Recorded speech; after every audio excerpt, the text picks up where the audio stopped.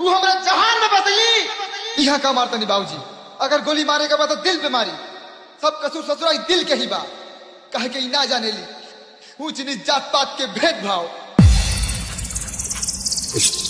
तू ही बात भूल न चुकिया कि पांव का धूल के कब हम लोग चंदन न बनाए। यही सत्या पर हाथ में रहो, कहे कि हम लोग की इज्जत पर हम ये समाज बा।